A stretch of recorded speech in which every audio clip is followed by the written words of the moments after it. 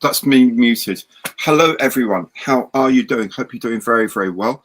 Welcome to the first Thursday of the month, the 7th of November, and our live stream back to sensible times where it says 8 o'clock in the evening, and it means 8 o'clock in the evening in GMT or Zulu time or UTC or whatever you like. We got rid of the nonsense of extra hours and all that at the summertime, so back in proper time. How are you all doing? There's loads of you already cheering up and saying hi and hello. I know Nick is here. I know Joe's here. Damien, hello. Hello. Richard, yes. Robbie, I think we'll come back to this in a minute. Hobby time. How you doing, mate? Good to see you. Rob, excellent. How are you doing? Kev, James from unseasonably warm Scotland. Very nice too. Drink of the evening. I'm being sensible again. It's the Guinness Zero, but I gotta tell you, it's really nice. Really flavoursome beer, which is unusual for zero alcohol beer.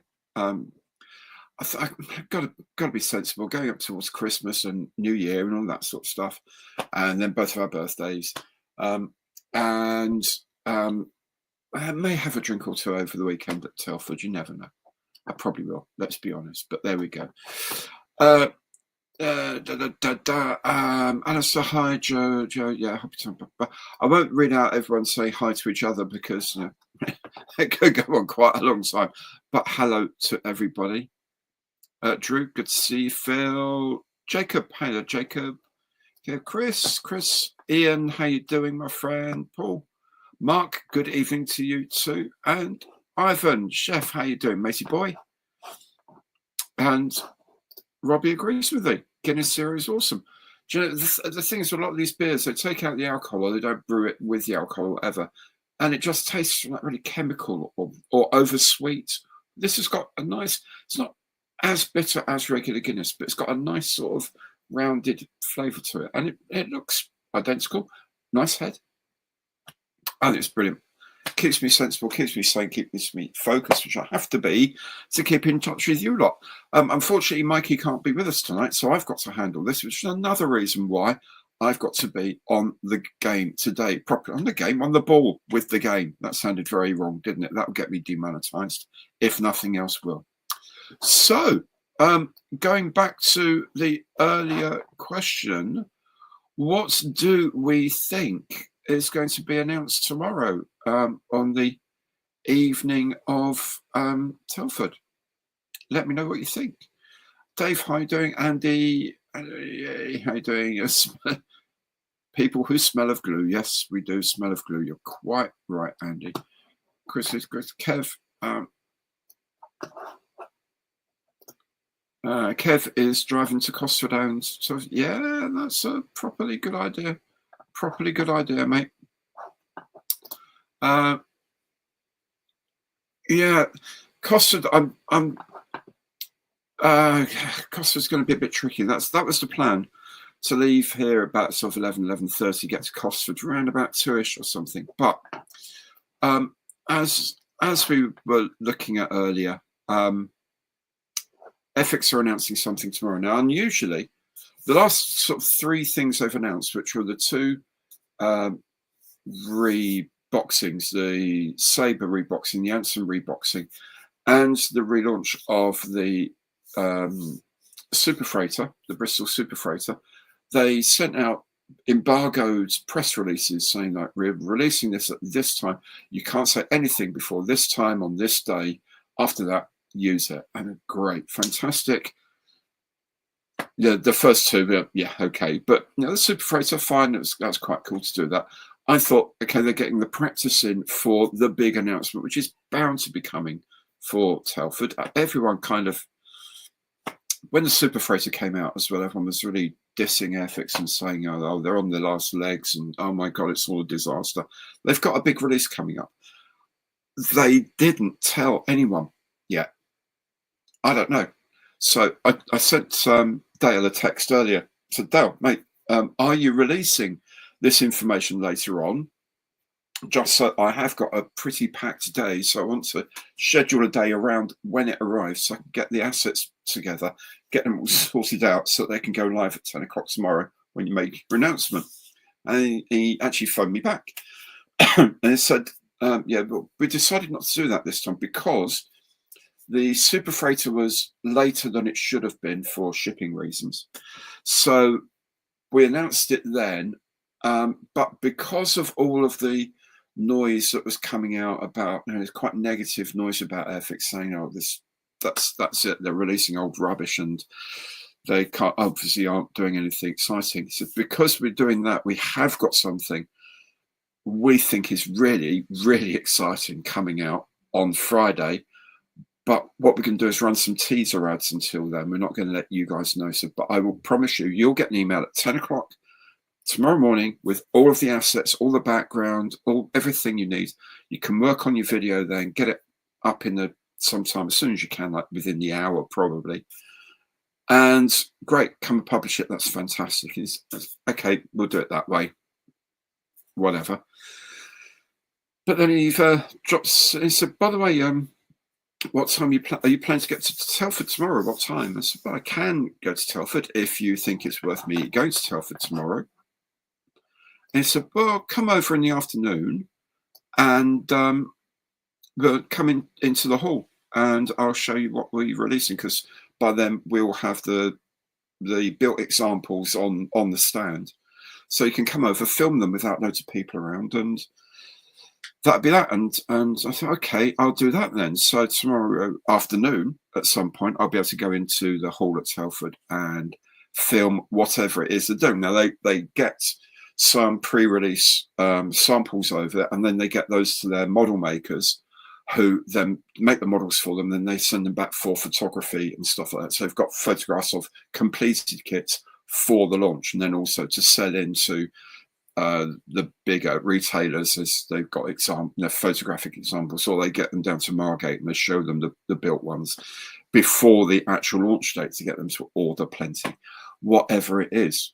Now, he just seems so excited about it, and I don't know. I don't know how much of it is playing. I don't know how much of it is trying to double bluff. I don't know how much of it is trying to be a bit weird, but it has a feel that he is actually very excited about whatever it is they're launching. So I'll find out tomorrow with you guys at 10 o'clock. I'll then put it all together in a video and pump it out. What I'm really hoping is that when I get there tomorrow afternoon, he'll say, well, look, they are being sold here from tomorrow, from Saturday. They are on sale. Here's your one. And I can take it away back to the hotel, get it on there, do a proper box review of it straight away. That's the plan. That's the plan, if that's what he can do. I don't know what they'll do. I really don't know what they do, but here we go. Mark hopes it's a 148th TSR2 or 148th reissue of the Sea Vixen. It's not going to be the reissue of the Sea Vixen because Dale wouldn't be that excited about a reissue of a previous kit. He's very, very obviously excited because it is brand new.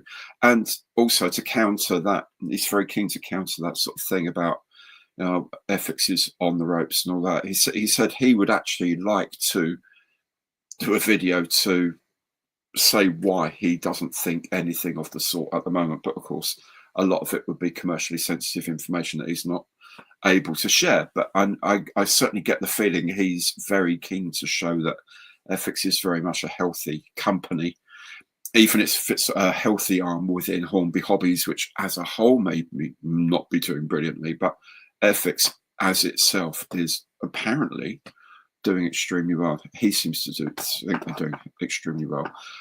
It won't be a new 148th TSR2. I don't imagine. If it were, that would be terribly exciting, I'm sure. But I don't know. Yeah, tomorrow at 10, exactly. Exactly. I don't know anything more about it than that, I'm afraid. I've asked so many times, and he won't tell me. He really won't answer me. 135th AFV. It's It's not that, Andy. It's that they don't have a great history of their own internal design of AFVs. I mean, the ferret was internal, the design completely done by that. But outside of that, they've obviously always worked with Academy. They've done a lot of the design, but Academy do all the making and stuff like that. So it's not going to be that. This is this is very much an Airfix product. Whatever is being launched is the feel I get. Is very much an Airfix product. So I don't know.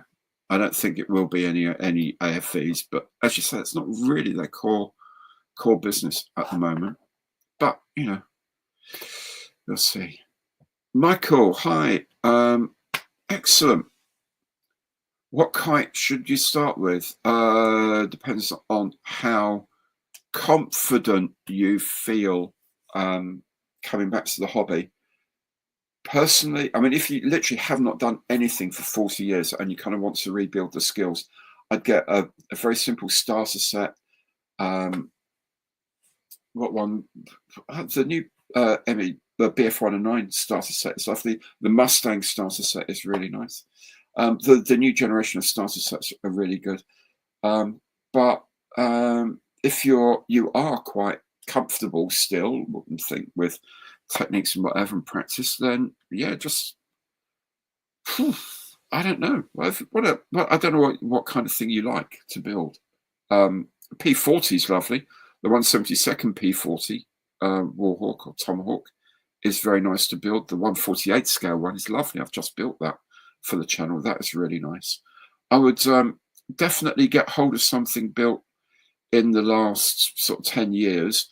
And if you can, if you're going to buy something like in person, actually pick up on the side of the box. It would tell you when the tooling was first made. So if it's any time in the last 10 years, it's going to be probably very straightforward to build. If you're buying online, then there's a website called ScaleMates, and you tap in whatever the name of the kit is, and it tells you when it was built and when that one was released, but also if it's a re-release of a previous kit. So some of them, you know, it might be a 2024 release of a 2001 kit, and you think maybe that's not so great. But if it's a 2024 release of a 2022 kit, it's likely to be pretty good. So it depends really just on what you feel you're capable of doing. Watch a few of the videos. Watch a few of my build videos as well. And you'll get a feel for how difficult or easy some of these things are, or you know. But whatever makes you feel good, whatever you want to build. What I don't know what subjects you're after, what, you know, airplanes or tanks, ships, or what. But yeah, let me know. Let me know.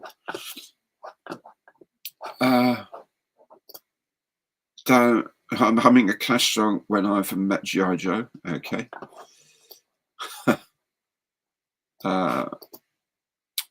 Paul, Costa tomorrow, and Costa's such a great museum. First time at Telford on Saturday. You donate a kidney for a 148 Halifax. They don't have a history of 148th heavy bombers. If they do a Halifax, it'll be 172nd, I suspect, because they just don't do one. If they were doing 148th bombers, they would go straight into a Flying Fortress or a Lancaster, because that's where the sales are.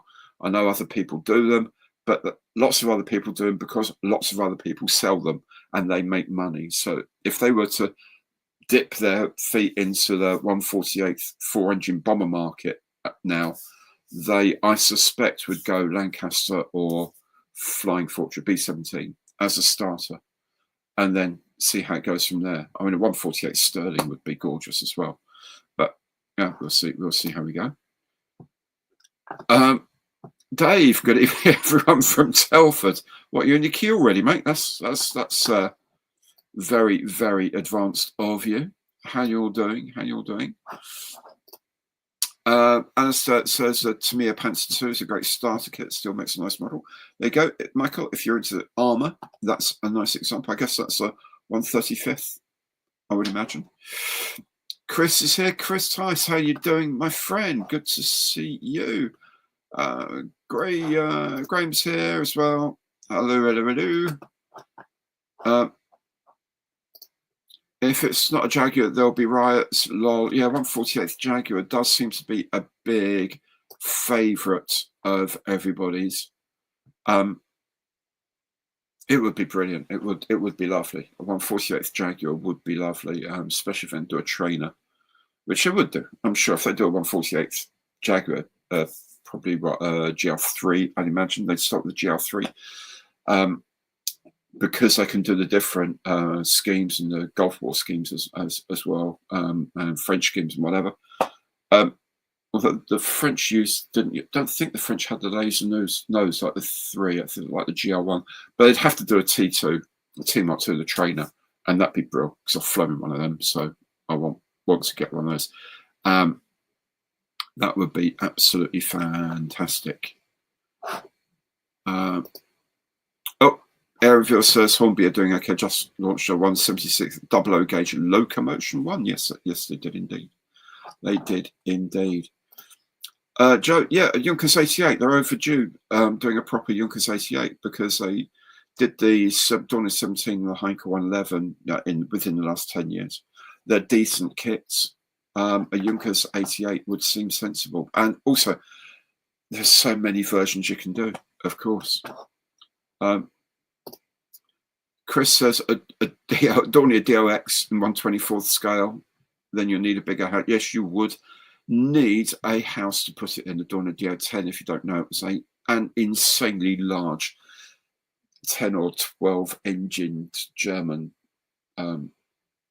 massive monoplane flying boat, or a big chunky wing flying boat. It did actually fly, which was quite amazing. If you Google it later on, you'll see why I'm saying it's really quite surprising. 1/24th Tiger Moth. I don't know. It would be interesting if it is something 1/24th, because it's a couple of years, of course, since the Spitfire came out. Although they did do the second release of the Spitfire this year, the Mark 8, of course, which I'm looking around. It's got one down here somewhere in 1/24th. I don't know. I've in my bones, I feel they'll do the next 1/24 next year. I don't know why. Did they ever release the new Eurofighter starter? No, they haven't. It's not been cancelled. It's due in December. Whether it will reach here in December, I don't know. I will ask Dale if he knows for sure about that. It may go into the new year. It is due in December, though. But for various reasons, not least of which is the shipping having to go the long way around, because no one's going through the Red Sea at the moment from India. Shipping takes a long time, and if the ship decides to, there's space in Rotterdam and there's no space in Harwich, then they'll go to Rotterdam first and offload, then go to Harwich and offload, and so things can get delayed for weeks that way as well. It is coming out this year, though, for certain. Well, towards the end of the year, I say, maybe into January. Mark, you'd like a 1/48th, 1/32nd. It won't happen. You're absolutely right. It won't happen. And yes, we do need a new Halifax. Joe managed to email Airfix over your Hamden. I'm glad you did, mate. You will remember the problems I had with my Hamden, having a short shot on one of the fuselage halves. They have replaced it, which has been good.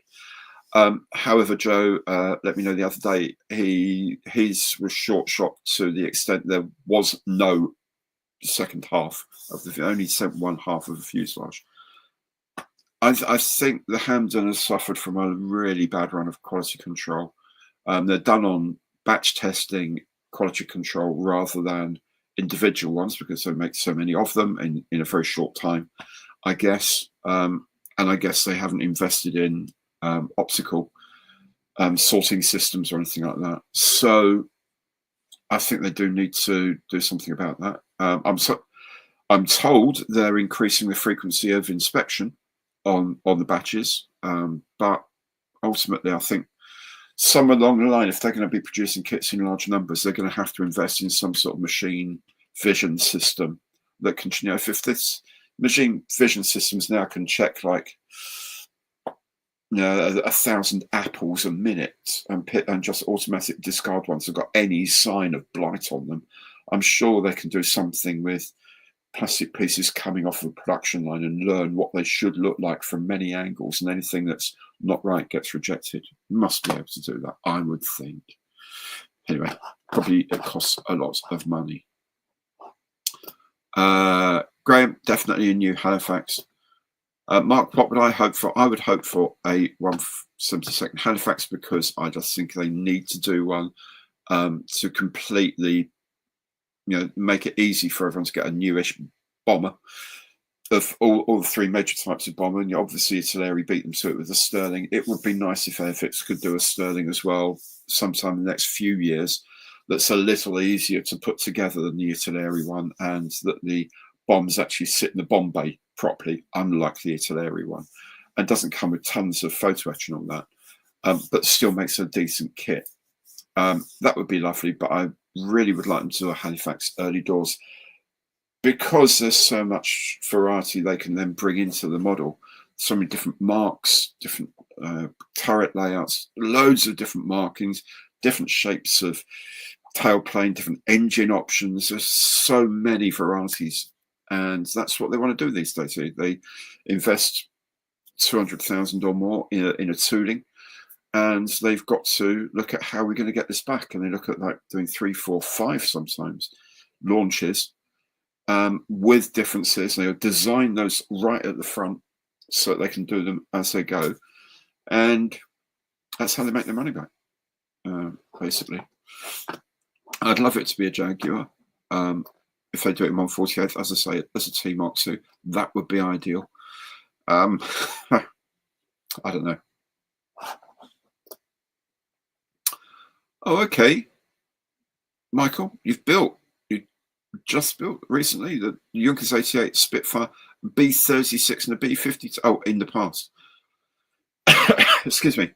That's cool. So, well, you know what you're doing. If you can remember doing that, then you must really, really know what you're doing. Especially something like a B36. My goodness, that's a monster. So, yeah. Suggestions, guys, if you would, please. So, I'm guessing, yeah, in 48, as I say, the P40 is lovely to get back in the saddle with. And then if once you get sort of more happy with it, then you can go into other brands, Armour Hobbies and Edwards and people like that. ICM do some amazing kits now as well. So, yeah. Yeah, Jaguar to go with the other Cold War aircraft, perhaps. Yes. Well, if they do a 148th, then they probably will do a 172nd as well. And it would be nice for the F4 and the Buccaneers to have some company. I don't think they're going to do an F4 in 148th. That would be, I don't know, that would be too big for them, I think. My gut feeling they won't do an F4 Phantom in 148th, but 148th Jaguar just would seem so good. Okay, Dave. Yeah, well, it's very sensible too. If you've not been to Costa before, there is a lot to see there. I mean, you can just stand and look at the TSR2 for an hour just by itself. So. Robbie says, let's crank up the likes for Gary. Thank you very much, Robbie. Yeah, hit the like button if you like the show. It'd be kind of you. A de Havilland Hornet would be lovely, yes, but unfortunately, I think it wouldn't have the sales wow factor. That's very interesting, Kev. If you check out a company called DBMK, DB Model Kits, as in their pipeline coming soon, as well as a 148th Sea Fury and a 148th F9 Tiger, is a 1/32nd scale de Havilland Hornet. Oh yeah, 1/32nd scale de Havilland Hornet. I can't wait to see that. I won't know until this weekend where they are with that. I suspect it's quite a long way down the way because it's a low pressure, low run kit, and they are guessing those mainly done in Ukraine, I think. So obviously there are problems while they're doing that. I think the Sea Fury is probably the one that will hit the. That's a 1/32nd, not 1/48th. 1/32nd scale Sea Fury as well. It's the Scimitar. They're looking at 1/48th, the submarine Scimitar at 1/48th. So yeah, a 1/32nd, brand newly tooled Hawker Sea Fury is likely to be their first kit, maybe sometime early next year, I'm guessing.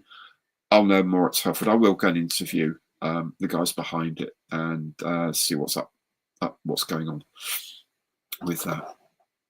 So yeah, there's one on the way. Justin 148 Simmons, as I say, DBMK are working on one. I don't know if Airfix will do one or not. Maybe they will.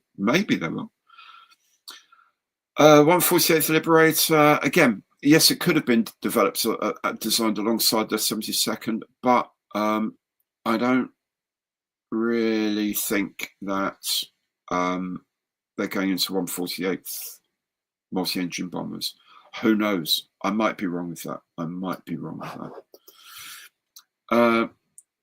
Hornby Justin, yes, they sold off Oxford Diecast. Yeah, absolutely. The Hornby Hobby Group has just sold them off. Paul, yeah, again, a 24th, a new 24th. It would be interesting, wouldn't it?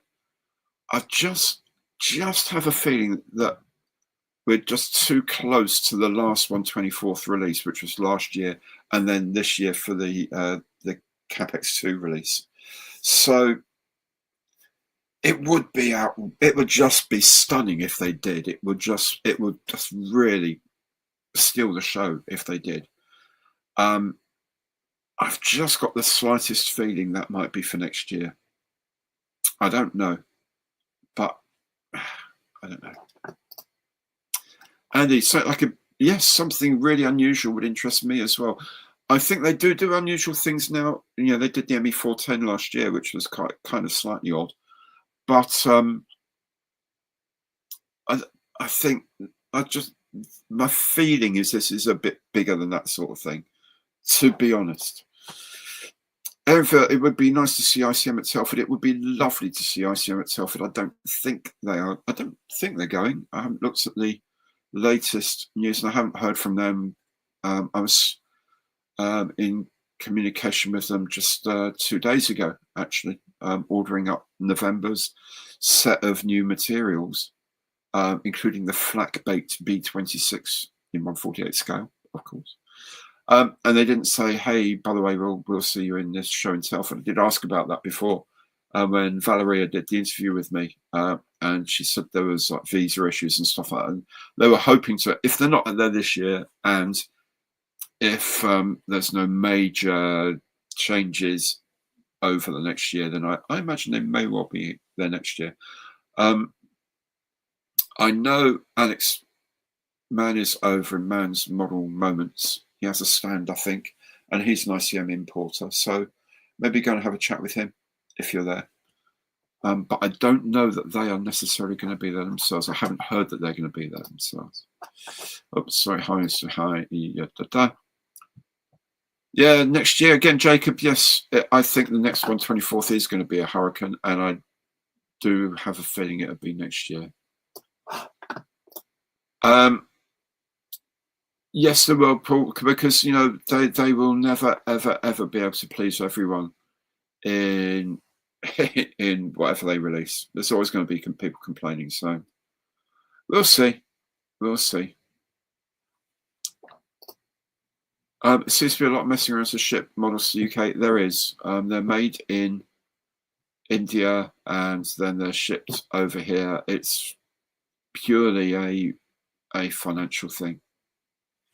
It's just a lot cheaper. Simple as that. Yeah, having the boxes printed in India, having packing the things manufactured in India, packaged in India, and just put onto containers, on pallets and containers, and shipped over, and it goes straight into the warehouse and out to the customer. That's a lot cheaper than doing anything over here, sadly. That's just the way it is. Chris, I think all the Hamsons have too much plastic. If you mean there's too much flash on it, that actually wouldn't really surprise me either, to be perfectly honest with you. Pacific Theatre Aircraft 148th from there. Yeah, that'd be nice. That would be nice. What's this? Oh, Mark, you got the lucky one. That's cool. Yeah. A Eurofighter Tranche 4. I'm guessing what you mean in 1/48 or something. Big like that. That would be nice. Oops. What am I building now? Right. Okay. So what am I building now? I am building a Spitfire that I'm doing in the colours of Models for Heroes. I'm building the shorts Tucano with the Remembrance Day scheme, which I don't think I'll get done for Remembrance Day, which is a bit of a pain, but there we go. I'm building the Bristol Super Freighter. That's actually in paint at the moment. Am I building anything else? I've just built this 144th scale Bristol Bowfighter, and I did this just so I could paint it using the AK pens, and that's painted with AK pens, which is very good. I am building a couple of other things that are going to be ending up in a diorama. So the one I'm looking at the sort of the Christmas period and doing something for that, so that I don't actually have to work over Christmas. So the idea is I've got a diorama sort of like a farm building and some space in the front. So I was thinking of maybe doing a German vehicle like a Sonderkraft Fahrzeug 251, something like that. Maybe the command vehicle I did from ICM recently. Maybe build up that, do the German field kitchen that I reviewed recently as well, and do some sort of snow diorama and have it like as a Christmas, start with a Christmas tree in it as like a Christmas diorama sort of thing. And that would give me loads of different things to do on the way, including the diorama. And that would give me like 6 or 7 or 8 videos to release over the Christmas period, and it'll be seasonal. That's kind of what I'm thinking of. I don't do a lot of diorama work because I've got so many models to make. So that's the pity about that. Of course, I'm taking my B26 diorama, the one I did, remember recently, the B26B 1/48 scale that I put onto a, it's not a diorama as such, it's I don't know, mise en scène or whatever they call these little things. It's not a diorama with it. It's a map of D-Day with the pointing out where that aircraft bombed the night before, and it's got some crew, and it's got one of the ground crew actually painting the invasion stripes on onto the top of the wing. It's all in 1/48. I'm taking that to Telford to put into the competition, not because I think it would do anything, but just so I can say, hey, I entered the nationals at Telford one year. Why not? Who knows? So that's pretty cool. So we'll be doing some diorama work, but not as much as. Oh, I've also got the Matchbox Halifax I'm working on as well. I haven't done anything on that for a little while. I'm just musing over the glass work and see what I'm going to do with that. But we'll see. It won't be long before that's done. Chris, Classic Car Show tomorrow at the NEC. Okay, cool. It's kind of on the way. That's cool. A Texan trainer, that would be a very good idea. There is a lot of rumor about a Jet Provost JP5, because which they could then do as a strike master, because someone was seen, probably Luke actually, was seen scanning it. Scanning one a little while ago, and they let on that they were from Airfix and they were scanning it. So whether that would be a thing to continue the trainer range, Jet Provost, that would be pretty groovy, actually. C46 Commander, that'd be nice. That'd be interesting playing, because you could do some civil ones as well.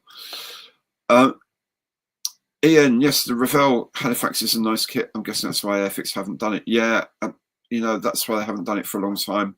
I think they're probably looking at it now and thinking, it's about time.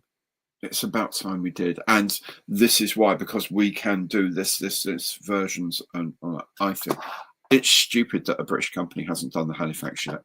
Frankly, I think. Yeah, some cars. Yes, you can. I mean, you can get the Jeep Willis Jeep, for example, with a trailer or a pack gun as well. That would go with it if you want to do a military one. There's all sorts of options, I'm sure you can do. But yeah, that'd be cool. Jim is here from Chicago. How you doing, old boy? Two types of ZZ Top, that little old band from Texas from the 70s, yeah, and the Hollywood sellout. Yeah, that's always the way things go, isn't it, mate? Yeah, it's the way things go. Graham and JTF Duck in 48th, that would be interesting. Edward and the Gold Standard Kit. Edward are superb. The things I've seen from them have been absolutely fantastic. Two-seat Hunter, very interesting. That would be nice, Joe. As you know, I like a two-seat Hunter. Bennett, how you doing, mate? 350th HMS Queen Elizabeth. That could be a bit of a curveball, actually. Doing the new Queen Elizabeth stroke Prince of Wales in 350th. That would be interesting. That would be nice. That would be up to date and modern and good. And they haven't done anything like that for such a long time. Mind you, haven't built any decent carriers for a long time. So 172nd Tornado F3. I don't know. Andrew, a 48th English Electric Lightning. You can get decent ones for quite a long time. You can get on the second-hand market. You can get 148th FX ones. I think Trumpter did some that are actually not too bad. You can get a lot from them. I don't think there's probably a bit too much competition from. But having said that, who knows? TSR2, what a plane, what a shame. Yes, absolutely. 1/12th scale set of build drawings. Oh my goodness, that would be absolutely enormous. Wow, dude, that would be something else. I knew BB Monk for a while, many years ago, and yeah, chatting with him, listening to his Tales of Flying TSR2. He said there was a lot of work it needed doing, a lot of work. But he could see where it had so much potential that it was just worth carrying on with as far as he was concerned. But he said it would have been a long road to develop it up to usable squadron standard. But the basis of it was phenomenal. So it's the only plane he ever flew where when you go supersonic, you don't have to touch the trim at all. It just no trim change going through the sound barrier. Remarkable. Michael, how you doing, matey boy? A 148th Sky Raider. Now, that would be insanely big. That would be really good. Okay, well, cool. Yes, there's lots and lots and lots of really, really cool videos out there, mate. So, yeah. Oh, Bobby. Oh, you got to go. So, bye, Ivan. So sorry you got to go, mate. Yeah, but that reminds me, give me 5 minutes and I'll start the conundrum going. Just to catch up with some of these. It's really good of you to drop by, Ivan. Thanks so much, mate. Yeah, they are going to come and take your money anyway. That'd be nice. Black Arrows and Blue Diamonds decals. Hunters, yeah, you could have all of them. You could do the whole 22 ship Black Arrows loop formation from Farnborough. They did that. Yeah, still the world's record, by the way. 22 formation aircraft doing a loop. Absolutely amazing. Yeah, could be. It could be. Yeah, I don't know what. It's really tricky to do. Aaron, yeah, pop over to see Alex and see what he's got. I don't know what paint sets he's got, but he'll know about models and stuff like that. Jim, no complaints about the scoff. Good man. Carry on. Good to hear it. Slightly late on parade, but that's okay. Good to see you, mate. There we go. If anyone fancies, anyone sort of is available in Livingston or thereabouts in West Lothian, there's an offer of a free 172nd scale Revell pirate ship. So, Alistair Aitken, anyone fancies that? Let him know. Let him know. Oh, 135th. Oh, in customs. Oh, that's such a nightmare. Customs. Aaron, yes, I did. As I say, I'm on the B26B, the ICM 148th B26B with the ground crew.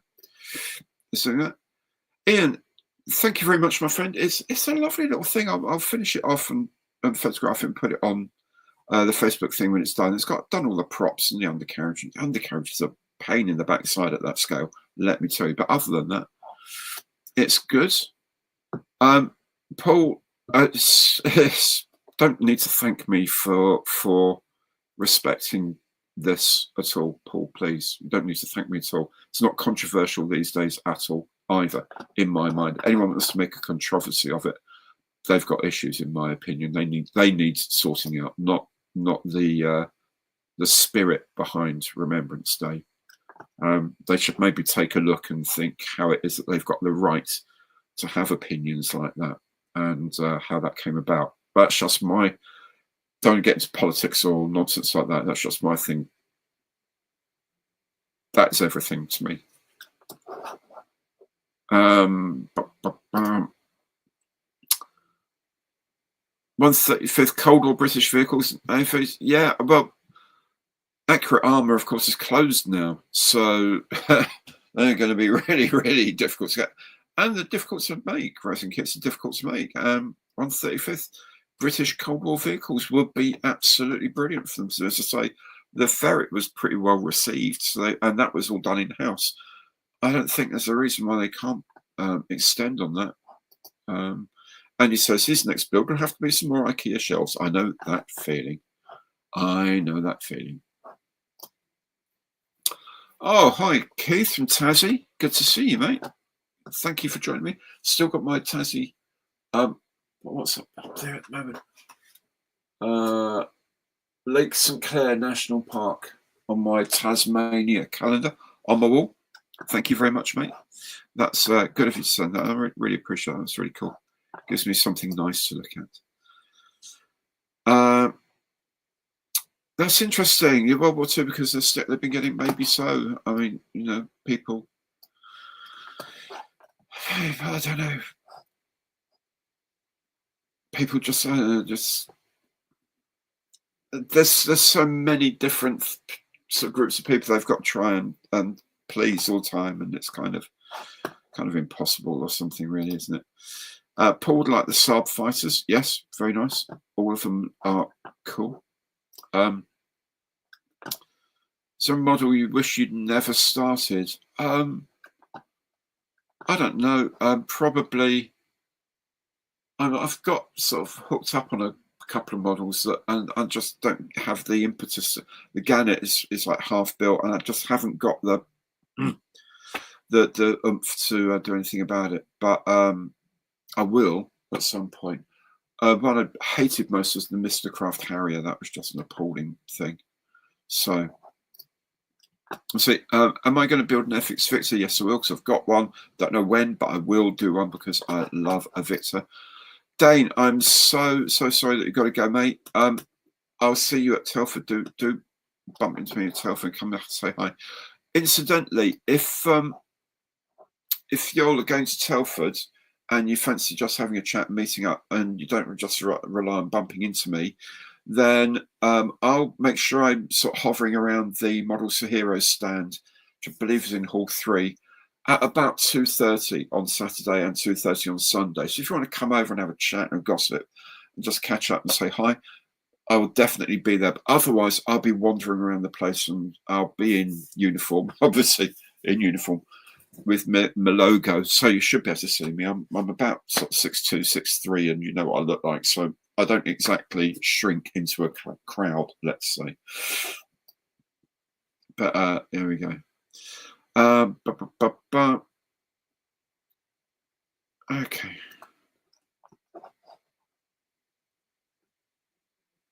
I have no idea. KP sort of do strange things now and again, and yeah. I think they overpromise sometimes and underdeliver occasionally. If they get a problem with the moulding, then they're getting, it's like several versions of the kit are knackered in one go. So Look, it's 9:15, so I think we'd better get on with the conundrum. So I hope you're ready for this. Now, it's quite a big box this time. Put my hand. It's quite a big box. It's a sturdy box. It feels like a top opener. Can't swear to it, but it feels like a top opener. And here it is. So, first quick look. Nick points out it's a bigger box tonight, so it's land, sea, or air. Could be any of them. And it is, let me add this to the stage. There we go. To find my factory, you need to be riding east, but don't ride forwards. Okay. So that's what it says. To find my factory, you need to be riding east, but don't ride forwards. If you're going to have a guess at this, please just put guess in front of your comment. It just makes it easier for me to pick them out the stream. And have a think about what that might be. Scale, I don't know. Could be any scale. Let me see if I can. No, that's not it. I'm going to try and do it so it's maybe not quite as whatever. That's quite big. That should be all right. So what do you think? Damien's hit nail on the head quite quickly. It's a sturdy box in grey wrapping. You're absolutely right, but that's not giving us a scale or who makes it. So remember, what you do need to say is what scale it is, who makes it, and what it is. Okay. Now, Nick says this: exact answer, please, and good luck. So to find my factory, you need to be riding east, but don't ride forwards. Okay. Let's have a thought about that, guys. What you think that might be? And Nick has reiterated he's being very strict today. An exact answer tonight for a winner. Okay. Give it some thought. Let me know what you think.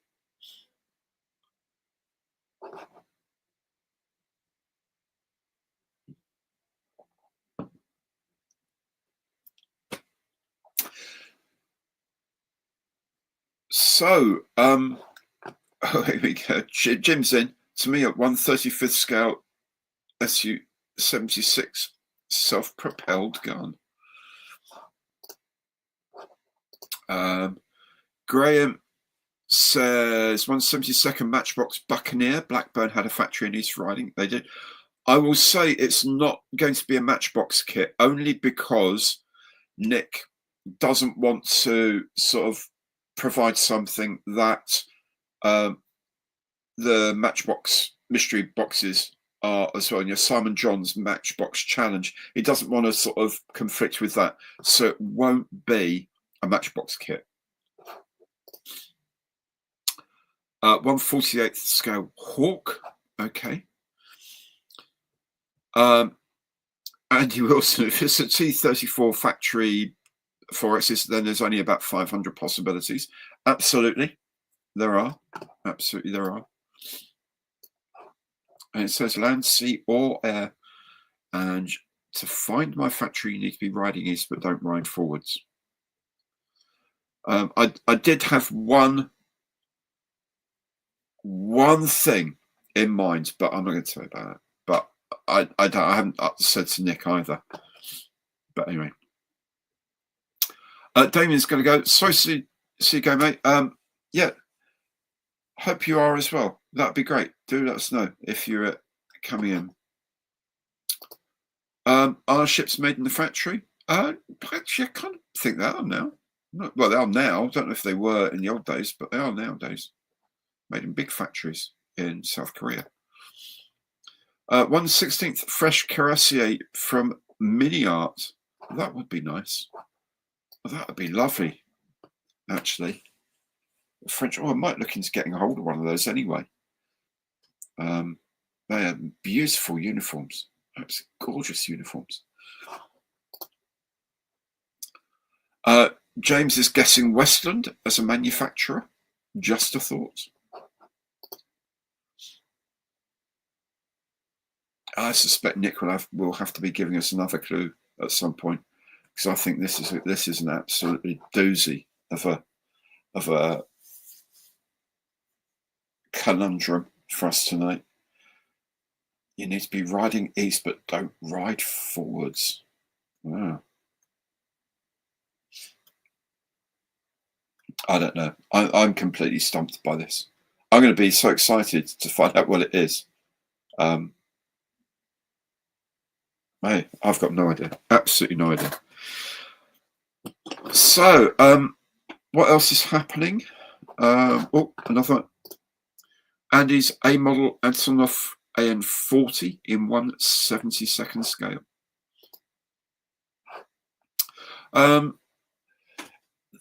There is tomorrow at midday.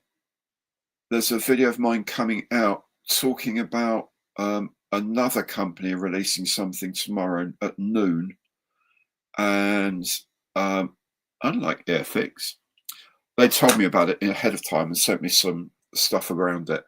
It's not something that's going to be available immediately, but I'm very, very, very excited about it myself. So do check out the channel tomorrow. So it's going to be a busy old day tomorrow. So there's going to be the Airfix release at 10. So I'll hopefully have something by 11 with a look at what it is, an opinion. And then there's this other thing at midday that you'll find out about midday. And then, of course, in the afternoon, if I can get a look at the whatever it is Airfix have got and the actual built examples of it and film them, and goodness knows, even if I can, fingers crossed, actually get hold of a copy of one and do a box review, that's going to be a busy old day. So it's going to be a right old time tomorrow. Jake Thompson, how you doing? Jake comes in with a K9 South Korean self-propelled gun, 1/35 scale.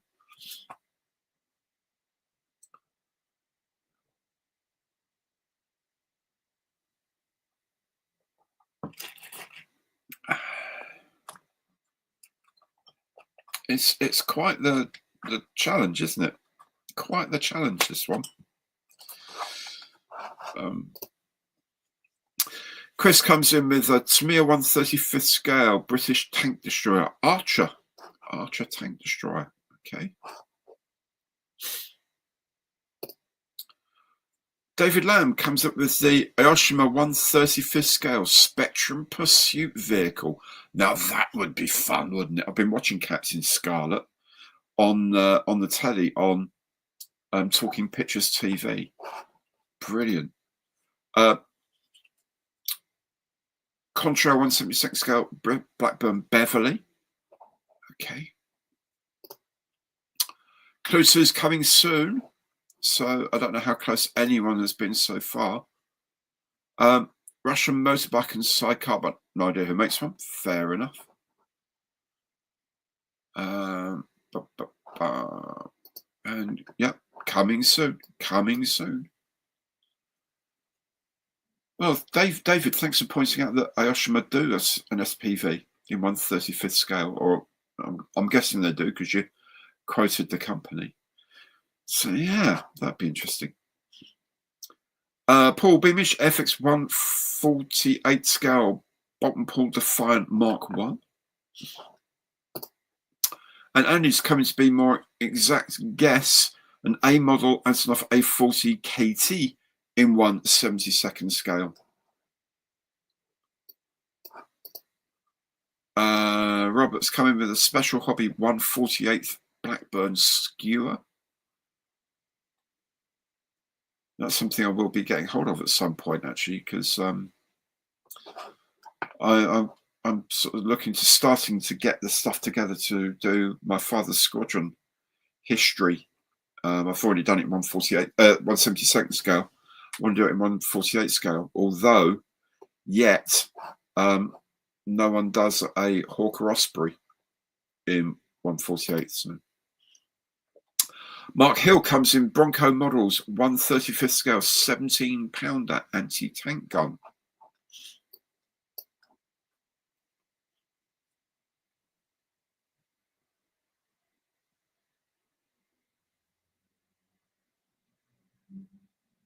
This is all getting, oh, here we go. Andrew, a 1/72nd Blackburn Baffin by Cora. Baffin, my goodness. That's a strange plane. Actually, something that would be quite cool to find would be, is it the Blackburn Shark?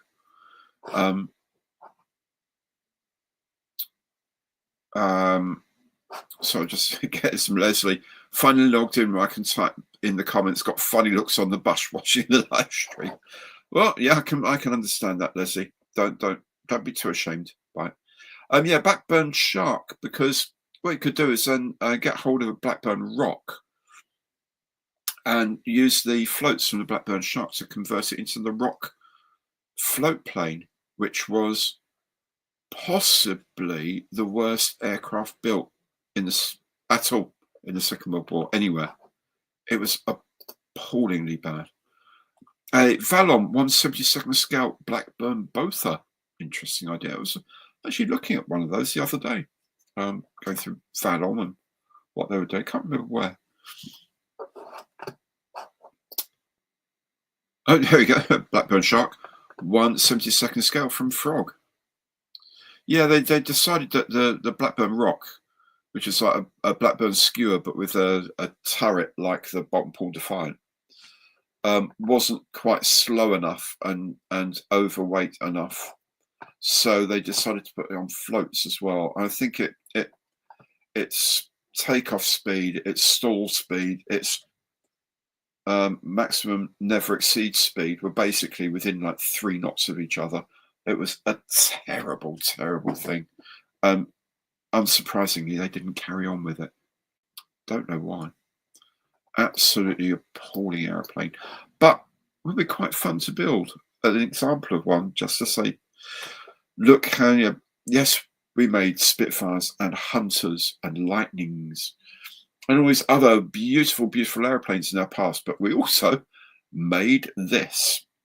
We apologize for the assault on the collective aesthetic of the aviation community that was the Blackburn Rock. Mark, to have the potential to build for Beverley. Yes, Beverley, that was such an amazing airplane, wasn't it? Such a brute of an airplane. You kind of sort of wondered how it flew, especially when the back door's taken off. You think the drag on it must have been horrendous, but it flew. It did fly. But how is slightly beyond me.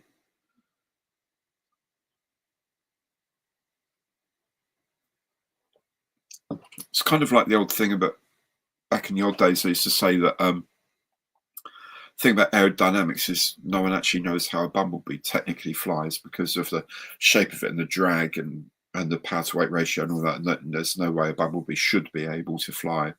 Modern aerodynamics has figured it out quite happily, but it used to be in the old days that used to be the thing that no one knows how a bumblebee flies. So aerodynamics isn't quite all it's made up to be. And you look at a Blackburn Beverley, especially with the back doors off, chugging along in the sky, and you think that really should not be able to fly on 2 engines. Only 2 engines.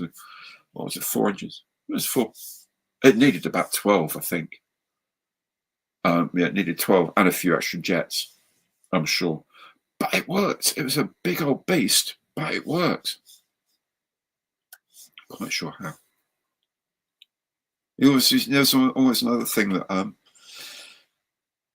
who was it? I was reading the other day. Oh, it's about the Harrier. When that was designed, so we're going to do these tests first to see if its general handling is going to be perfect. It's fine. Look at it, Sydney Cam. Look at it. It's fine. You don't need to do all those tests first. It will fly perfectly well, and it did. And they said worried about doing the hops instead, but yeah, they'll fly perfectly well in a straight line or go around corners and all that, take off normally. But we'll worry about the up and down bit first, because everything else is in the bag. We don't really need to test it. And he was kind of right, actually. Some things just look like they were born to the air. Some things, they take off and they climb like a homesick angel. It's a favourite phrase I hear of aircraft that were just designed to fly. You look at them and think, yeah, that's going to Hunter F6. You look at that and think, yeah, that's flying. That's a gorgeous plane. that can do nothing else but fly. But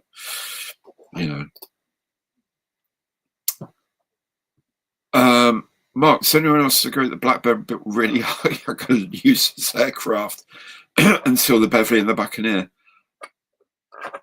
Yeah, I mean the skewer, the Blackburn skewer, for example, it suffered from the Admiralty in particular saying it had to be a fighter as well as a dive bomber. They didn't want to develop a fighter separately. They wanted an aircraft that could be a fighter and a dive bomber.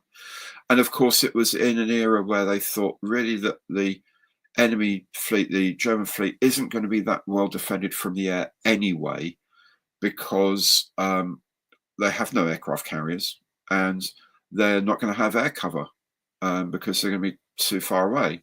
So it doesn't really matter too much. All we've got to do is deal with a few bombers. And it can also be a dive bomber as well. And that was the big mistake they made. It was actually a very good dive bomber and could have been developed into an even better dive bomber had they also developed the Sea Hurricane earlier and just you guys just worry about dive bombing. These guys would provide the top cover for you.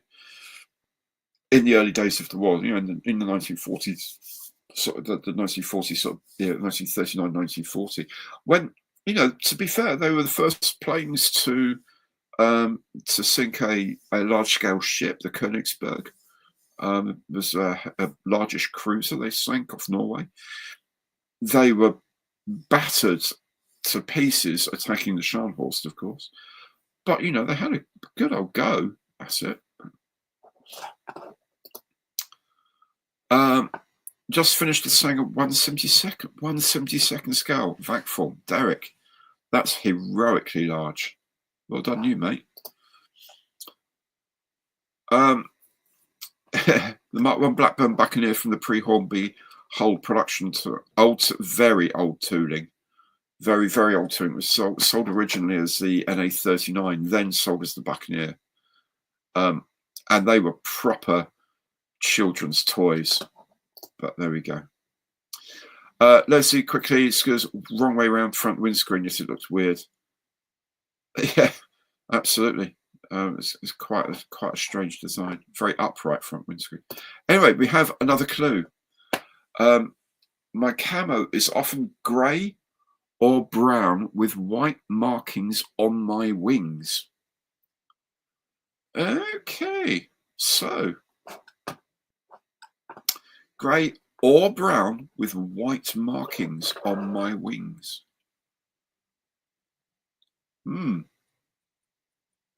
That's kind of interesting, guys, don't you think? Now, wings, I'm assuming wings now means that, that it's actually an aircraft. So we'll see. Let's see if that brings it in. Ian, yes. Yeah, the skewer as a fighter against mediocre to poor opposition, they could do it because it was not maneuverable. There's also this thing that the Royal Navy or Fleet Air Arm Admiralty had, that you had to have a two-man crew and you had to have an observer in the back to navigate, and that just added to it. Like the Ferry Fulmer, exactly the same problem. But yeah, against some of the less capable fighters, let's say, they weren't bad, but they were just an amazingly good dive bomber. Ben's just built one of those old Airfix bucks in Mark 1. I'd like to see I'd like to see Airfix do a kit of a Mark 1 as well. VC10 in 1/72 from Airfix from Richard. That would be nice. Leslie reckons it's a kit of a seagull. That's always possible. Paul comes in Mantra Models 1/40th Nava Viking longship. Well, that'd be cool. That'd be actually really cool to do that. Interesting. The wings, I guess. Yeah. AMP Dragonfly, Western Dragonfly, HR3. Jim, 1/48 scale, Illusion to Stormovic from Tamiya. 1-to-1 Street Pigeon. Yeah. Oh, Paul's coming with the Mantra Models 1/40th Viking longship as well. Street Pigeon, Arsenal 40 Flying Tank in 1/35 from Jake. FX Little Owl 1-to-1. Nice idea there, Andy. Mark was ATC. Oh, that's a pity. The last of the Buccaneers and the first of the Hawk. Yeah. Yeah. ATC was good. All the Air Cadets, good. Mark, 1/72 scale homing pigeon. Well, you never know. I mean, the size of the box again. I guess sort of like about a foot long, 30-ish centimeters long. 18-20 centimeters deep. One thing is, there's no noise when you rattle it. I don't know if that's got anything to do with anything, but it might do.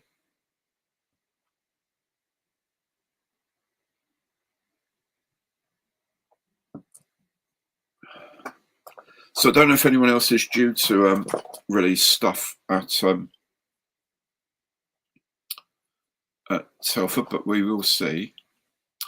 Nick, 2 or 3 people riding in the right direction. Okay.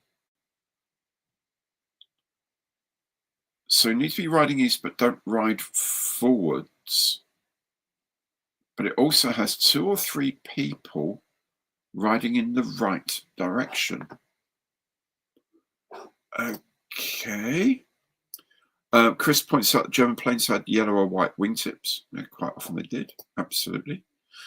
Andrew, Young's Miniatures, Polish Winged Hussar, sculpted by Young B. Song in 1/10 scale. A Winged Hussar, how exciting. 1/35 scale, Cyber Hobby, T34 STZ, and Tank Riders from Rob. Jake comes in the Antonov a 40 Flying Tank 1/72 by A model. Someone's built one recently, haven't they? So it's an absolute nightmare. Absolute nightmare. I've got some big planes up there to do that are biplanes or strange things like that, and I'm very scared of them, so I haven't started them yet.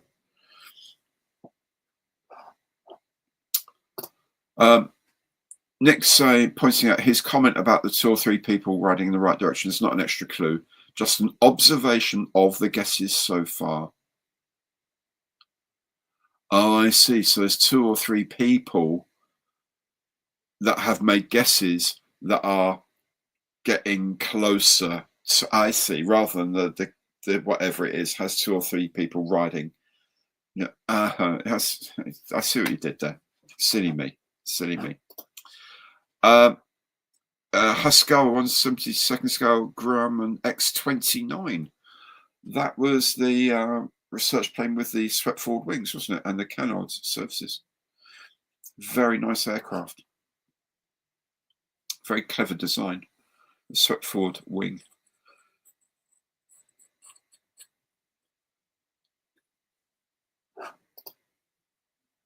Chris comes in with the Airfix 1/72 Heinkel 177 Griffin. Oh, sorry, Graham, this one, the R101 in 1/700th scale by Classic Airships. That'd be interesting. That'd be a nice kit to have.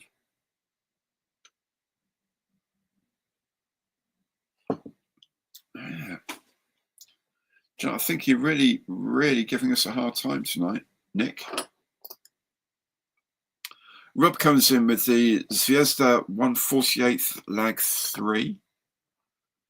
Okay. Stuart comes in with the Edition 2M3 Flying Tank UA Toko models. Interesting. Airfix 1-to-1 Robin from ACF Nugget. Yeah, that's a good idea. The Siesta 1/48th Levotchin A5 LA5.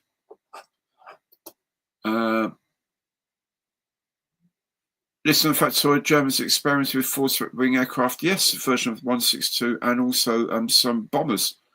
Bomber designs had forward-swept wings. They were very, very clever about it. I'll come to why they were clever about it in a moment.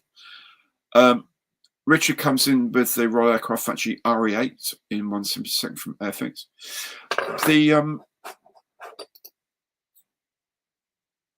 That would be the feathers muffling the sound. Yeah, absolutely. Is the sound not great tonight? I need to organise getting some better sound and stuff like that. Mark, see you soon, mate. I'm glad you enjoyed your Thursday night. I'm glad you could come along and do pop along for more, but when you can. Thanks very much for dropping by. Yeah, forward swept wings. The problem with the forward swept wings is as you go faster, the wing tip tends to twist upwards. Okay, coming through loud and clear. Excellent. Good show. Thank you so much, Jim. Yes, the wingtips tend to twist upwards, which means you get a progressive stall from the outside inwards, which is not very good, especially at high speeds. And you get high-speed stalling in turns like that. And there's ways you have to counter that.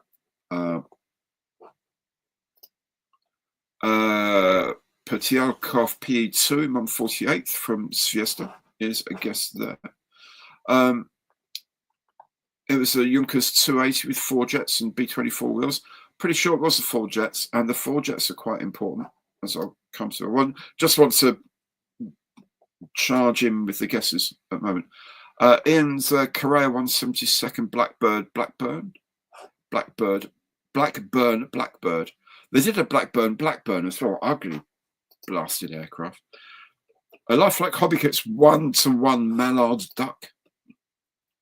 Yeah, so the way you counter the twist of the wings at the end is by dangling an engine on it, and actually dangle the engine slightly forward of the mast line of the wing, and it kind of helps pull it down into shape. And that's what the Germans were balancing out. On the shorter wings, like the ones they projected for the Heinkel 162, you just make them stiffer. It's quite simple. Probably because they're not going to be around for that long. Richard, Blackburn Beverly in 1/144th from Micromere. Dispatch rider taking carrier pigeons to the front line. Copper slate models in 1/35th from Stuart. Blackburn's ugliest planes. Yes, the Blackburn was abysmally ugly. So quickly, Siesta 1/77. Let's go Greek trireme. Oh God, that would be fun with all of the oars, wouldn't it? So what you do these days with the X-29, what they did, they had a composite wing, and what you do is you lay the fibers of the composite in certain directions to oppose the twist of the wing. It's called aeroelastic tailoring, and that is essentially what they were trying to look at with the X-29. There are some advantages to forward swept wings in terms of things like area ruling, so reduce supersonic drag or transonic drag, I should say. And one or two other things that make sense. That there is, canards with front are easier to control at lower speeds. You can control the stall characteristics really well with them, because you can make the canard stall before the main plane, and it naturally will go into a recovery. Obviously not that great to do at low altitude, but it's never good to stall at low altitude anyway. So that's the thing with forward swept wings. They had this modern way of doing it, which is aeroelastic towing. The Soviets tried it with the Sukhoi 47, I think it was. They tried it out. The problem is that the structures aren't good for stores distribution and things like that. There's a lot of general issues around it as a actual usable aircraft, but it's an elegant solution to an issue. Rob, the X-29, okay, cool. The F-29 Retaliator 2, yeah, it never made it out of the Dryden Flight Research Centre, I don't think, the X-29. Mark comes in with a guess of the model Hawk 200 in 1/33rd scale. Okay, interesting scale choice. Yeah, so forward swept wings. The Germans tried. There's some very interesting designs late in the war.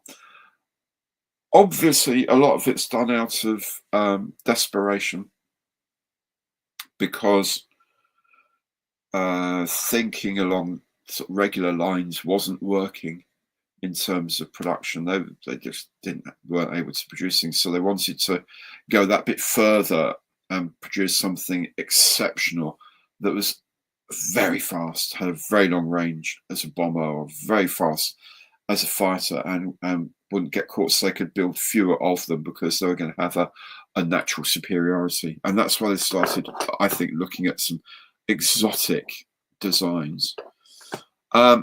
Graham comes in with 177 Blackburn B-54 by Magna Models. And Paul comes in with the, to me, at 1/350th Japanese Navy utility boat set. Yeah, they had all sorts of strange things where the wings sort of swept back and then had engine pods, and then they swept forward. Things like that. Just some really weird designs. And something you look at and you think, well, they're obviously designed before anything's been put into a wind tunnel, because they're going to have a lot of problems. Oh, clue number 3, 800 Naval Air Squadron. Get excited, Gary. I am already excited, Nick. I know everything that 800 Naval Air Squadron flew. So, okay. So find my factory, you need to be riding east, but don't right forwards. Okay. Right. Okay. I still don't know. Mark says, Nick Johnson, my headache has come back. I'm sorry, Mark. Sorry, mate. Cora, Blackburn Rip and 2F in 1/72nd scale. I don't think so. 800 NAS. Okay. I'm going to write them down. I'll write them all down, because I do know them off by heart, what they had. And I can't find paper. Oh, never mind. Right. Yeah. Okay. So there is that. Okay, that might work. And if it is, then that's really cool. Then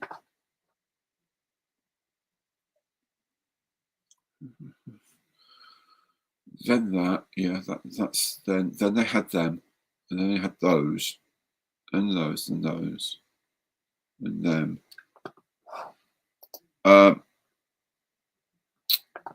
Special Hobby 1/48 scale Blackburn Rock from Rob. And Nick says, please remember, exact answer only. Make it scale and full box title, please. Rob, Special Hobby 1/48 scale Blackburn Skewer.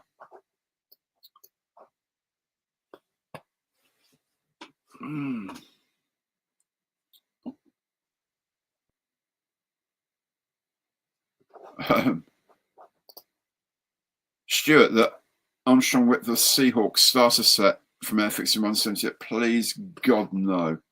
Absolutely no. Graham, the 148 scale Fairy Swordfish from Revell. I can tell you 800 Squadron never flew the Fairy Swordfish. Someone above here has been quite close, but probably needs to check out on ScaleMates exactly what the name is. I'm guessing. Trump's a 148th Supermarine Attacker. It's a bit small. I know that, Mark, because I actually have one that bottom of the stack there is a Supermarine Attacker, but thank you for remembering that 800 Squadron actually brought them into service. Chris, a 172nd scale Hawker City Nimrod, 144th. No, won't be that because I didn't fly them. Jake comes in again. Blackburn Rock Special Hobby 148th scale. It's a drop in rocket troops at Worth a go. Thank you, Rob. Thank you very much for that. Not going to get this even after the answer is real. That's quite possibly. Special Hobby 148th Fairy Skewer Mark II Norwegian Campaign. Kev, Fairy didn't make the skewer. Ian, Blackburn Rock Mark I FAA Turret Fighter. Scale. We're closing in on, and if this is where we're closing in, I've got to tell you, on either of these counts, I'm absolutely delighted. I will see. I can almost hear the furious clicking of keys on. I think the ScaleMates site is about to go down for the number of demands being put on it. Aardvark Aviation Hawker Kestrel 172nd. Nice. Graham, Hawker Nimrod 148th by CMR. I would be so happy if that were. Mark, guess nothing. Right, here we go. Kev, Special Hobby 146 skull. Blackburn Skewer Mark III Norwegian Campaign. That's what I was thinking. Ian, Blackburn Rock Mark I FOA Turret Fighter 148 scale from Special Hobby.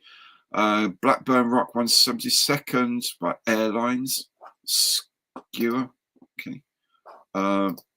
Chris, Blackburn Buccaneer Airfix 172nd scale. Andy, the MPM 172nd Hawker Seahawk.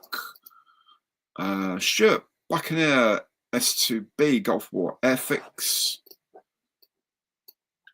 Goodness me.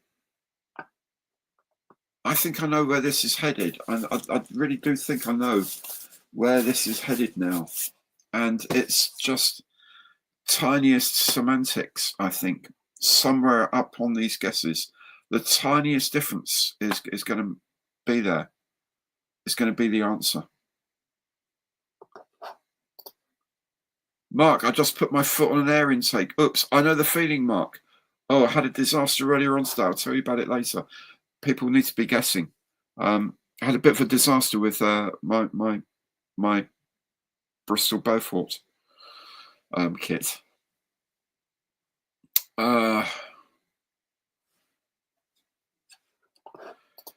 Kev,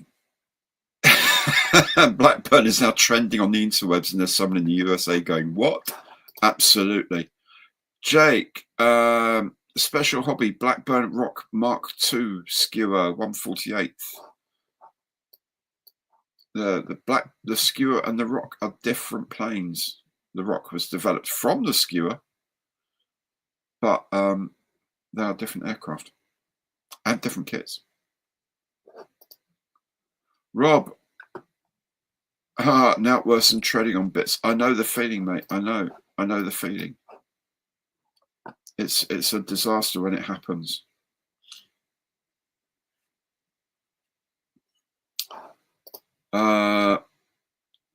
Special Hobby 148th Blackburn Skewer Mark II silver finish.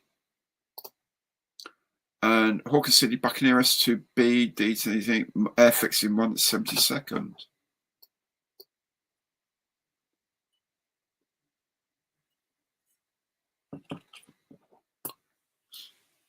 I was expecting a little bit more cut and pasting, to be perfectly honest. The sickening crunch, Rob. Yes, there is a sickening crunch when you tread on something. 1/48 scale, Airfix Sea Fury. 800 didn't have Sea Furies, unfortunately. They had Sea Fires, if the Mark 49 Sea Fire, and then they went on to jets with the Attacker. They were never given the joy of operating the Hawker Sea Fury. David, handy page Jetstream T3 172nd from A model. Richard, Hawker Sea Hurricane in 172nd from Armour Hobby. That again would be really good. Matt comes in with the Edward 148th Hellcat.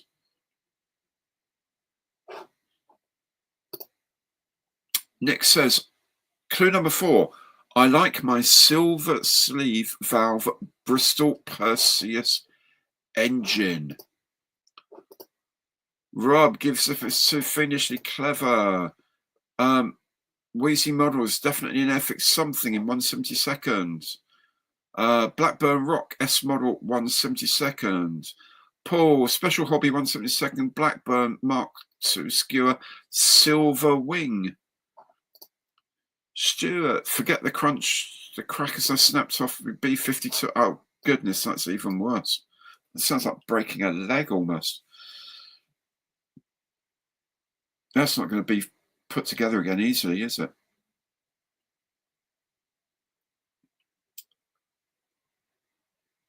This is like, you know, we're defying the theories of Euclid and coming up with more possibilities of a set of words and names and numbers that can possibly exist. Special Hobby 148 scale Blackburn Rock Mark 1 from Kev T. Andy, it's not an Antonov or an owl, so I'm out. Fair play to you, mate. Fair play.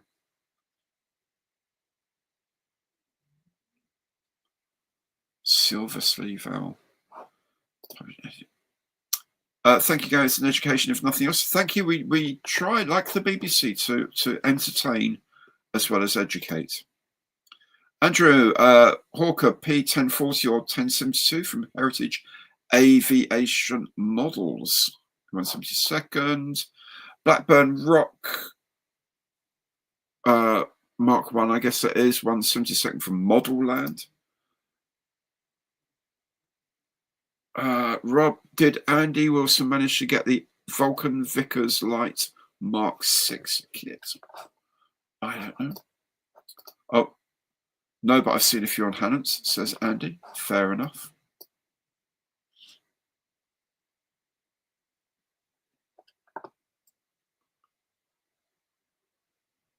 There must be a winning combination somewhere. It's a bit like lottery numbers, isn't it? Just assign like little blocks of numbers and words and just start swapping them around and see what comes out and makes sense.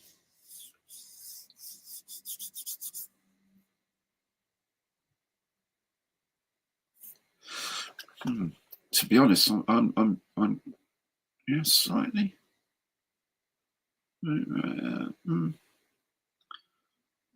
I can see one or two that are really close. I mean, really, really, really close.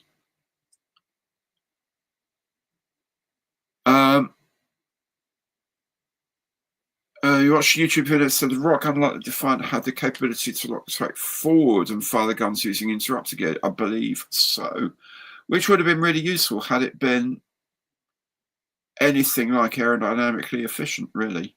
Unless it was like trying to shoot down, I don't know, a German float plane or something like that was really unmaneuverable and not very fast. But yeah, that must have been fun for the pilot.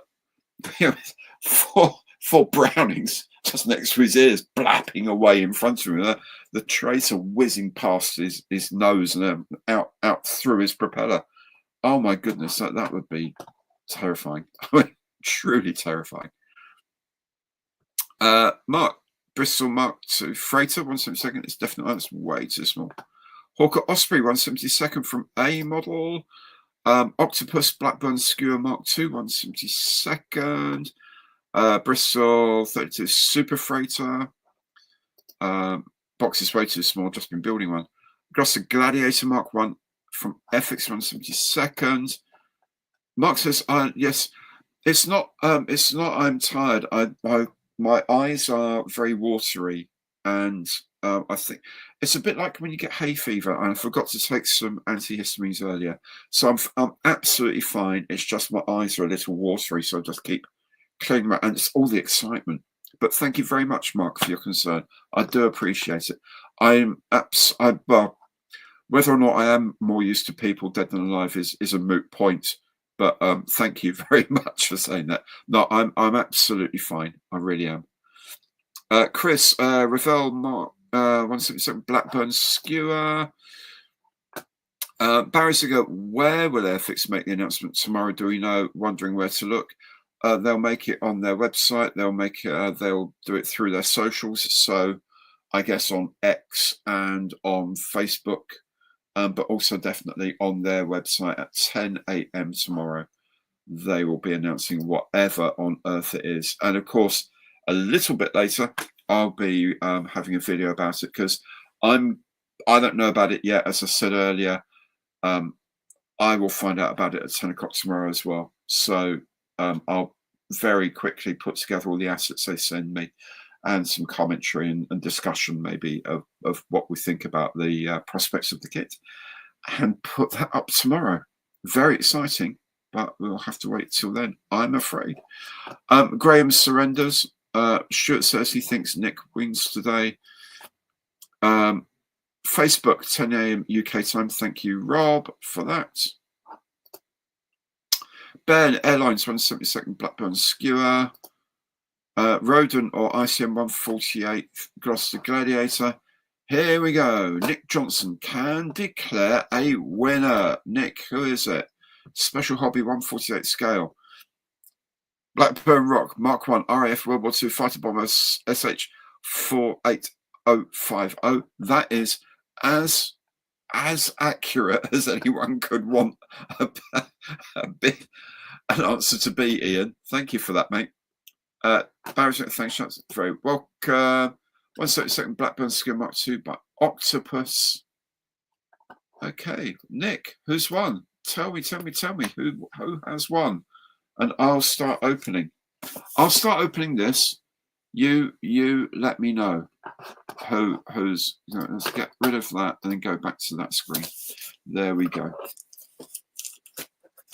I'm all excited now. I'm all excited. Because if it's something by 800 Naval Air Squadron, flown by 800, I'm very excited. Indeed. Because that is my father's squadron, my late father's squadron. Thank you, Nick. I will. All right.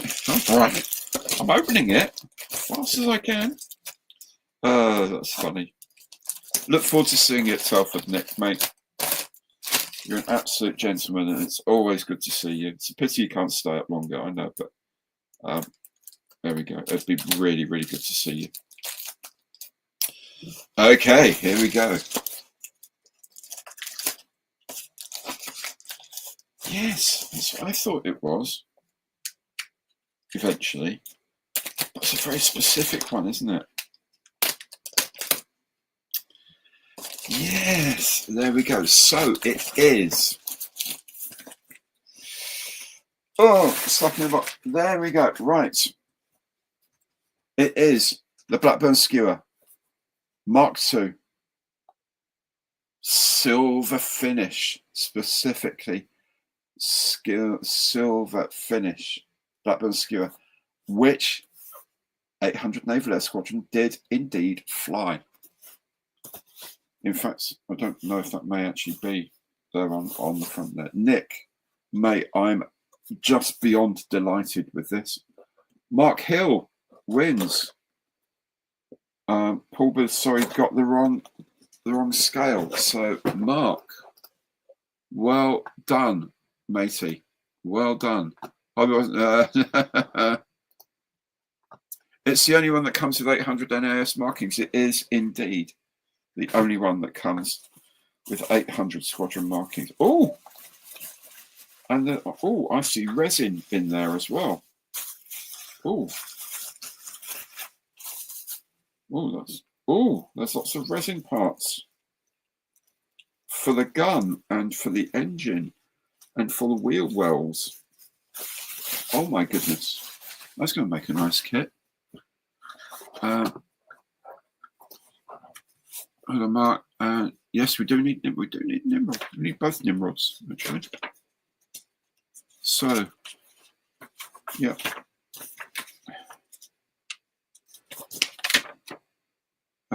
Yes. Mark II of HMS Ark Royal in 1939. 800 Squadron. Excellent. Absolutely wonderful. Nick, mate, thank you so very much for this. This is absolutely delightful. I've made the 1/72 scale ones. They are nice kits. Difficult at times. There's also photo etch for the straps and for the instrument panels, and absolutely amazing. Absolutely well done. Well done, mate. Thanks so much. Graham, yes, well done. Mark. Oh, yes, the boomerang. Yes, they're releasing that. I saw that just the other day. That's really, really lovely. Yeah, Paul, good effort, Mark. Thanks. Congrats from Andrew and Rob Johnson.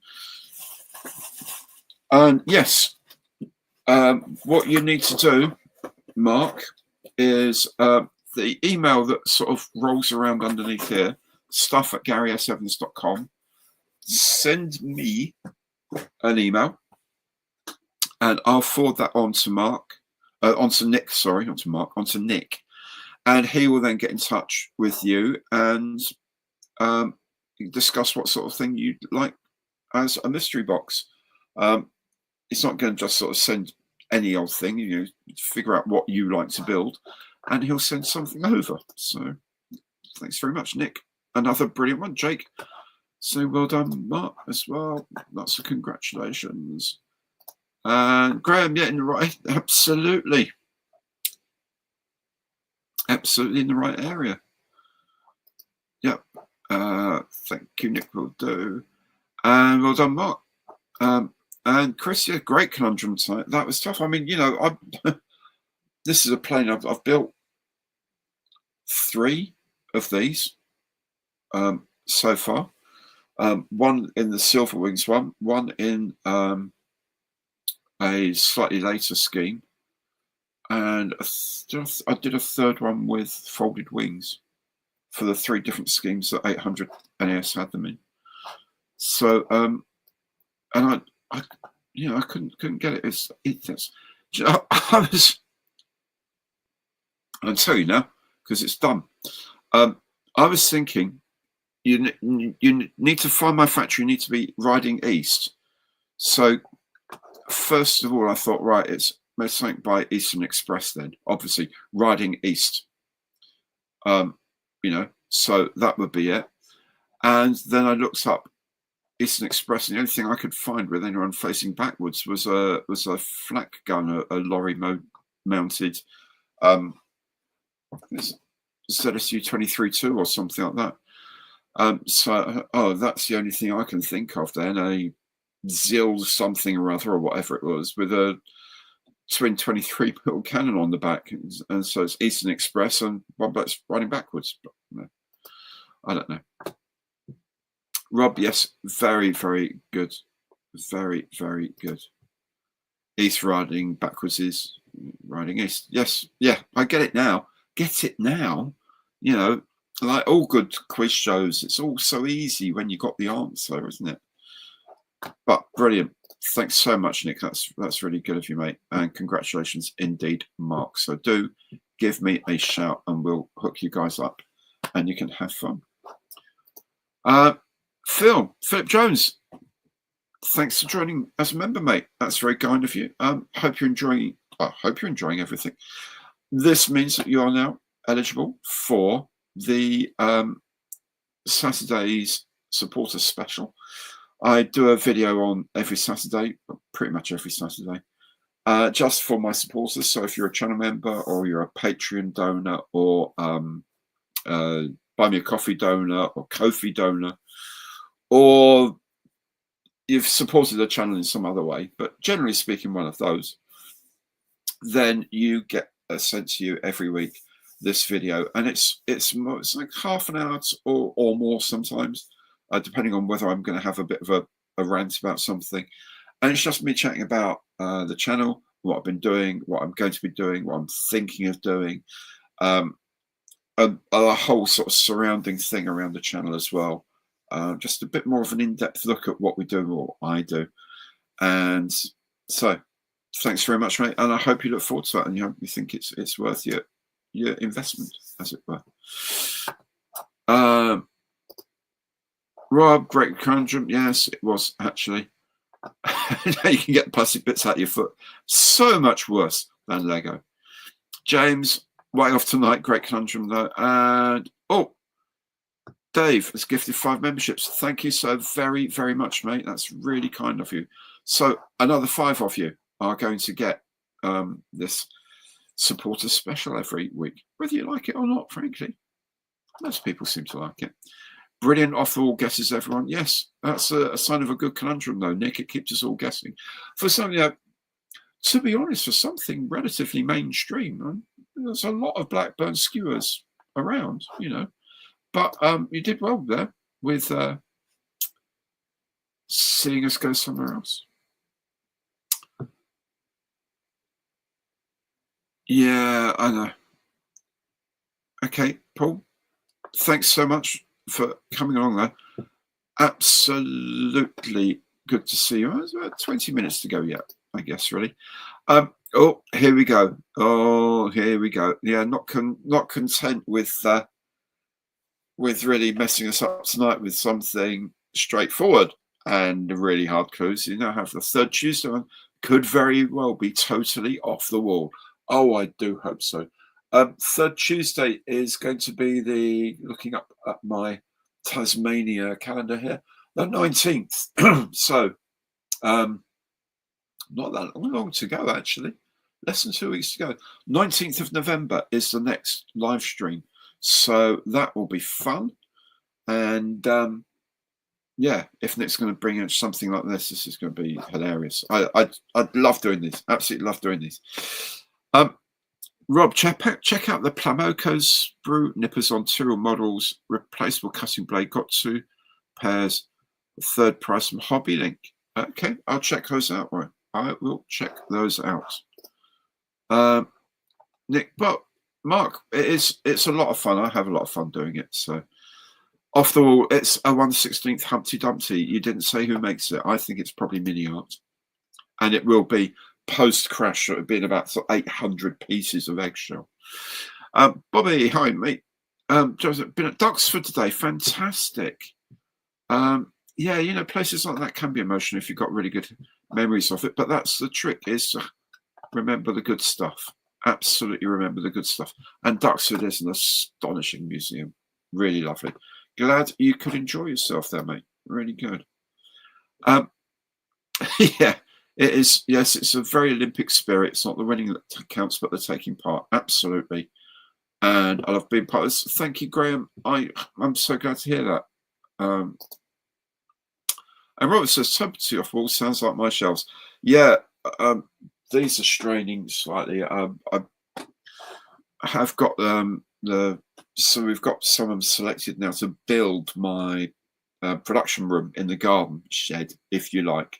But it's going to be like brick and stuff. It's not like knocked together bits from Wix. It's a proper built shed with air conditioning and loads of lighting, get the internet down there and all that sort of stuff. But we've selected someone to do that now, and we've got did a rough out little design because it needs a storage space for all of the gardening stuff and things like that, and tools and whatever separately. And so that gives a little nook at one side, and then that's all shelving, just rammed with shelving to put all this stuff up in. And now I've got another one to put up, but this will not be long before this is built. I tell you that right now. I'm really looking forward to that. Okay, a bit of the Telford show, probably 11 till 4 on Saturday. Look for the red polo shirt that says Mystery Box Nicks and Gary's stuff on the back. And come and no, Nick, that's really good. It doesn't just say Gary's stuff on the back. It's like a bright red polo shirt with a massive Gary Stuff logo on the back. You cannot miss him. So do come and say hello to Nick. Nick, if you feel like it, mate, remember I'll be at the around the Models for Heroes stand around 2:30ish. So if you can, come and join us then, because loads of people will be up there, and I know loads of people want to say hello to you as well. You're getting an internet presence without actually having to do the actual internet stuff, which is brilliant, which is very, very clever. Rob's got his stuff on steel frame garage shelves. Yeah, I think some sort of Dexion or whatever is going to be the answer, because there's a lot of stuff there. Dave, evening. How are you, my friend? I hope you're doing well. Oh, it's a replacement air intake for the Tamiya F16. I guess, yeah, try emailing them. I've never had to get anything from them in the past, but yeah, try it. Try emailing them. A lot of companies are be getting better and better anyway nowadays. You're gutted and your foot hurts. Two terrible things, mate. I do feel so sorry for you. Nick says, "Oh, we'll do it and see Malcolm." Anyway, Malcolm is the guy who runs Models for Heroes. That's fantastic. So again, if you guys are in Telford, you want to pop over about 2:30. Nick will be there. I'll be there, and come and see what Models for Heroes are doing. By the way, I know someone has already mentioned that they're going to be doing this. If you have Airfix flying hours that you don't need, or you don't want, or you don't want to collect them, but you've got boxes of the stuff, Airfix stuff, and you're coming to Telford, nip them out, put them in a little envelope or something, drop them off at the Models for Heroes table and give them to them there, because they will then turn them into kits for veterans and for members of the Blue Light first responder services who are having some issues with their mental health following their service, and model making is a superb way for them to start rehabilitation and to do something worthwhile that they can be genuinely proud of. And Models for Heroes enables that to happen. So rather than giving the Royal Mail loads of money to send them and think, actually, I wouldn't mind sending them, but it's going to cost me a quid or two just to get them in the post. Instead of doing that, if you're at Telford anyway, and if you've got them spare, drop them off at the Models for Heroes stand. They will be very, very happy to see you. Drop and have a chat with the friends of Models for Heroes, which is right next door as well, because they're decent lads. And just come and see what's going on. And yeah, have a chat. That's where I'll be anyway. So please do come along.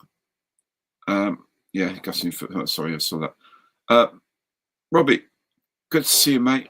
Do come in, and thanks for coming on. And good to see you. Thanks for all the guesses as well. Eric, to see you at Telford. Fantastic. Rob, Mark, you send your foot in and check it and replace the part. You said they may even reverse engineer it and 3D print it if they can scan it. Maybe, I don't know. Andy,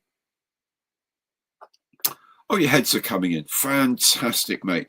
Very, very glad to hear that you've got your heads out of customs. Rob, a very uncanny resemblance to aforementioned Humpty Dumpty. Lol. Hopefully, pre-falling off the wall. I mean, not hopefully, because you might not be happy about that, but better than the option, which is post falling off the wall, and the army logistics not being able to reassemble. Said Humpty Dumpty. So it's got a big day tomorrow. Martin, missing 2 of the smaller flaps from the Mark 12 Spitfire. Told them part numbers, and they sent me 2 of the same. That's brilliant. 2 2 of the same ones. That's terrible. I was going to tell you about my experience with spare parts earlier. Yes, it does sound wrong, doesn't it? And yeah, it sounds very strange. You may remember from my box review of the Bristol Beaufort, on the fuselage and the wing root fuselage, the fillet comes out and it comes into a very fine point, and it kind of clips up against the flap, I think, on the wing. Anyway, it's quite a sharp piece, and parts molded on its side, but the sharp piece pointing out, and there's fins on the framing of around it that protect it in the box. And I guess my one was packed wrong because those little bits on the wings were bent. So I sent off to Airfix, so look, this is happening. Yeah, they sent me today. My dear wife opened the door. I was doing something upstairs, thinking it was a delivery for her, and it's not for me. It's Gary's. Bits of plastic. Called up to me. Oh, Gary, there's some little bits of plastic arrived for you. And I thought, okay, cool. I will go down and sort that out. Went downstairs, not having turned the light on, so that part's my fault. And stepped on the box, the open box of my spare parts, left on the stairs by my dear wife. That's her fault. So we're sharing blame on this one. I should have turned the light on, even though the light actually doesn't work terribly well down there, and she shouldn't have left it on there. But yeah, long and short of it was I bent the bits that Airfix had sent me to replace the bent bits in the packaging in exactly the same way. So I now have to, I can't bear, I'm going to try and repair them or something. It's just one of those days. One of those days. Andy said, would it sound worse if I mentioned they were Russian heads? Slightly worse and very, very scary, actually. Very scary. Mark, take care of it. Thank you so much. Mark, do just join in. We're I hope we're a nice bunch. I really want it to be a nice bunch. And come join. Don't feel afraid or scared. But I'm glad you. There's nothing wrong with people, by the way. If there's going to be a load of you sitting around watching this and thinking, oh, I don't need to comment, that's fine. But if you do comment, that's grand as well. And you'll always be given a very warm welcome, I promise you. Rob, did I get my properly molded hand? Yes, I did. Oddly enough, I sent them one email listing the 2 problems, and they sent me back the 2 replacements in separate packages, so it cost them twice as much. Huge boxes packed with stuff for this little bits, but I got them. Fair play to them. They did replace both of them, and that was cool. And I would also point out that I sent it from a personal email, so it's not like they see it's from Gary's stuff, the YouTuber. Oh, we better get this right. It's just me sending them an email. They don't know who I am otherwise, so I don't want to play that silly bloody game. Sickening crunch again. Oh no. I know. Yes, probably could. Jacob, yours is also been in the same place. Yeah. Okay. That's okay. Cool. Hope you can get it back in place. And yeah, the white paint for the that scheme is so nice. Andy, 5 gifts. Thank you so very much, my friends. Really, really kind of you. That's brilliant. So another 5 of you are going to be able to enjoy, if that's the word, the supporter special every Saturday. I think this weekend, because I'm going to be at Telford, I might do it, record it on a selfie stick as I'm wandering around.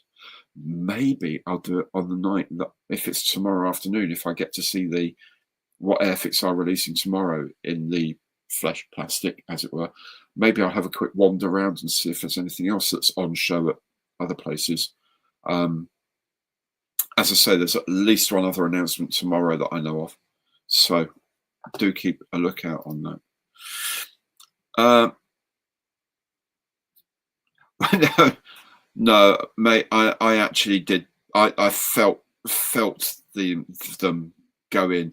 The replacements weren't on the frames with the upright bits, so they just cut them out off the frame, put them, and they wrap them up and all that. But of course, Maria had opened up the wrap to see what was in there. So when I stood on them, it was straight onto the plastic. Yeah. So, and yes, it wouldn't surprise me if they were like that as well. Dave, thank you very much. Glad you like Monday Matters as well. That's always good fun for me to do. I do enjoy it. Yeah, Rob, looking forward to seeing you at Telford as well, my friend. It's going to be quite the get together, I think. I think the buzz about Telford is coming back. Obviously, the whole thing with COVID and all that was a nightmare for them and for everyone. But there seems to be a bit more of a buzz now. And I think more people are looking at it in the right position as like a one of the biggest shows in the world. Let's be honest. Kirchville, hi. How you doing? You all right? Bit late, mate, but or maybe just been watching. Fancy saying hello before you go. That's cool too. As I say, people don't have to come along and chat. So, any idea when the Henschel? No, I have no idea. It's just due next year.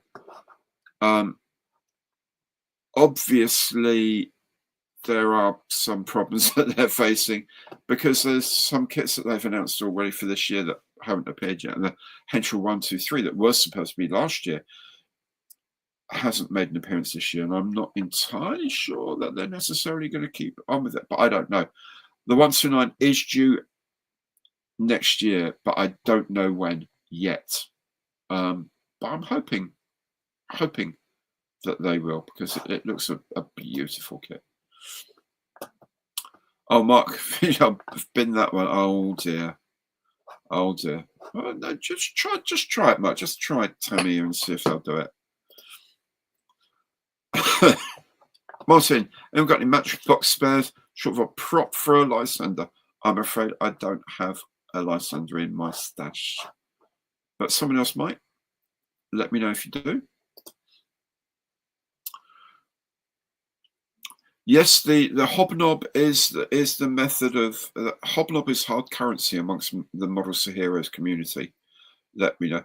Although our Australian branch, as it were, the Australian branch of Models for Heroes that is actually seriously trying to be set up as a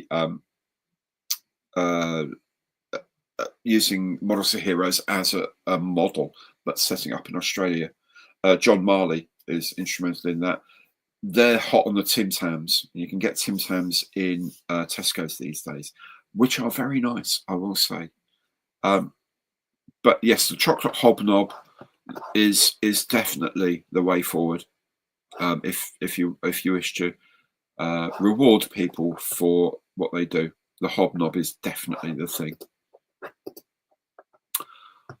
Oh, cool! Just finished your shift. Oh, well done, mate.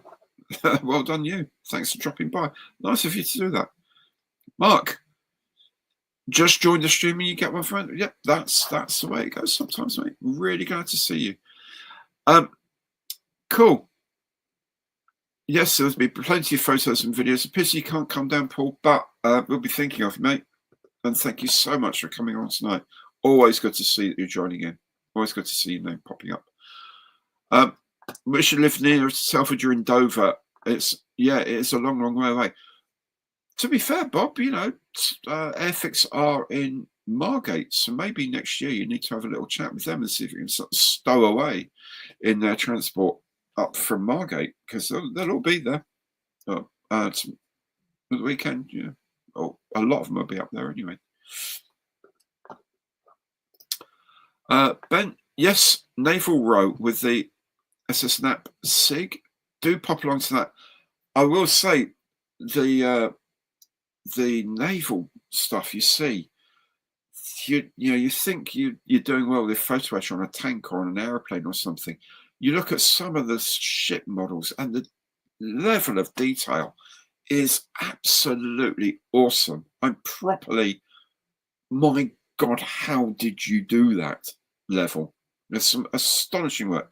And the water effects, obviously people in naval SIGs do a lot of water effects, but the artistry of it is really something. So, you know, planes are brilliant. I love planes, love armor, love all of these things. Like to see what Gundam and all the rest of them do. But the naval stuff, sometimes you look at a smallish scale destroyer and you've got every little radio antenna on it. Oh, absolutely beautiful. I will see you there, Ben. I'll definitely pop up. Tim Tams, says Rob. Absolutely. They're brilliant. Okay, there's a Lander prop on scale mates, depending on the scale. So it must be like aftermarket thing you can grab hold of. Okay, Steve, what pity you can't see it. I hope we can get you there next year. And of course, we'll be doing things up. Dave coming up from Penzance. My goodness, that's also an awful long journey. I guess once you get to sort of Bristol and the M5, you kind of feel you're probably getting most of the way there because it's a long old schlep up from Penzance. So I'll be coming around all of the stands as well. So do please say hi if you bump into me. The only time I'd say don't just walk up to me and say hello is if you can see I'm in front of a video camera and chatting with someone who've got a microphone on. I'm probably doing an interview, so that's probably not the best time. But any other time, do please come and say hi. But remember, the thing to do is let me know who you are, because you poor devils have to look at my ugly mug all the time. You know what I look like. As someone kindly pointed out earlier, I'm actually quite a lot taller in real life than perhaps I look here. I'm something over 6 feet tall, and I'm quite bulky. I'll be polite about myself, bulky as well as tall. I'm really quite difficult to miss. But the majority of you, I don't know what you look like because this isn't a two-way thing. So do please always come up, say, hi, Gary, and then tell me your name. Yeah, and we'll have a chat and let me know what you've seen, what you think. Always really, really, really, really glad to have a chat with people because this whole thing is quite isolating in a way doing YouTube. I'm not making a big deal about it, isn't I? I've got my dear wife, I've got my dog, and we do all sorts of other things as well. But it can be quite an isolating place. So chatting with other people is always good. But chatting with other people with a shared interest is always good fun. And sometimes you don't get to do much of that. And I'm just a model maker. So come and say hi. I want to hear what you've been up to. I want to know what, see what you think is good around the show. Let me know. Oh, have you seen such and such at that stand? I probably haven't done. I'll go over and have a nose around at it. So let's go have a chat. I'm quite a normal person. Well, say normal, quite an everyday person. I hope I am anyway. Okay, so do pop over and say hi. Martin, 2 unopened packets of hobnobs. So anyone who's got a spare 3 bay prop, as long as it's got a long shaft, fnar. Yes, absolutely. That's the key thing to a propeller. So anyone who's got a spare 3-bladed prop of any kind that would look, something that's going to look reasonable on a Lysander, there's some hobnobs going in fair exchange. Rob, edgy bits and CFX on model ships are pure alchemy. Absolutely, they are stunning. Martin, your son's taking me and doing the pushing. I'm on a moped. Excellent. So we're about to see you. Fantastic. Absolutely fantastic. Yeah.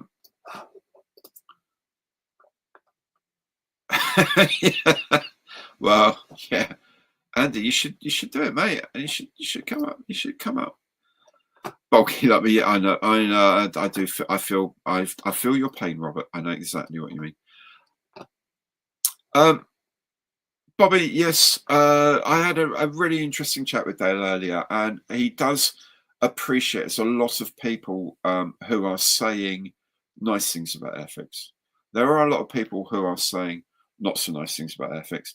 And for good reasons. I'm not saying they're doing it out of malice. It's their perspective on how things are.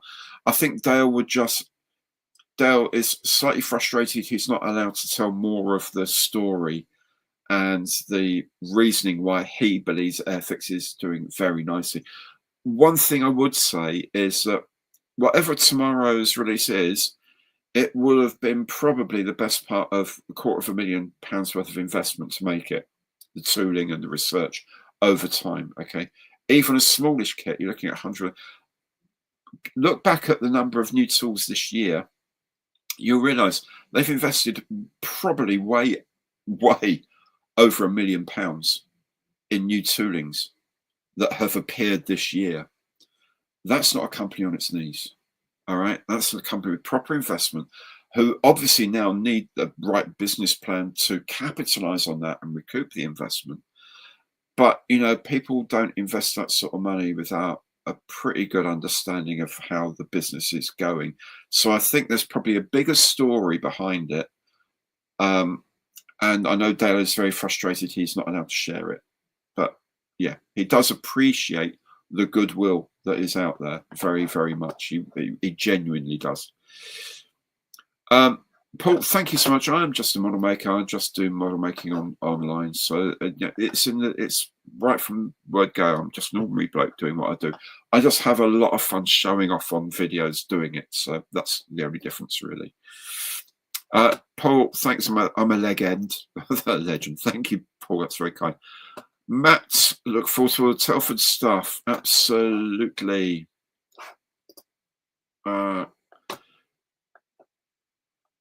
Yep. Don't forget Sunday. One of the most moving things about Telford is 11 o'clock on Sunday morning, and how absolutely silent 3 halls of people can become. It's really powerful. I might actually film it if you can't get this, so I can show you. It's astonishing. It's astonishing. Paul, it didn't only cost me my firstborn, but really look, yeah. Obviously, the second one now becomes your firstborn. So, Rob, good tonight. Yes, we will have a great time there. Nick, see you all. Models Heroes 2:30ish. If you don't see him before that, that would be grand. Scale Model Hobby, hello, how are you? Good to see you. Leslie, safe journey and good night from Drew. Take care, all of you. It's 7 minutes past 12. I need to get some shut eye because I need to prep everything for tomorrow's big announcement. And obviously do some packing. I've got a big drive tomorrow as well. Thank you all so much for joining in. Andy, be thinking of you, mate. That is so sad, and we will definitely all be thinking of you as well. Good man. So what was I saying? Yeah, thank you. Good man. Thank you so very much for joining in tonight. We will see each other very soon, I'm sure. If I can see you at Telford, even better. See you in person. That's brilliant. If not, don't forget, Monday Matters might be Tuesday because of everything. But I'll be doing some reports from Telford. I'll be doing bits and pieces and this and that, some whatever's from Telford. But tomorrow, remember, there's 2 big announcements tomorrow. One from Airfix at 10, one from someone else at 12. And if there's anything else at the show, I'll be showing it to you. So thank you all so much for coming, and I will see you very, very soon. Take care. Good night.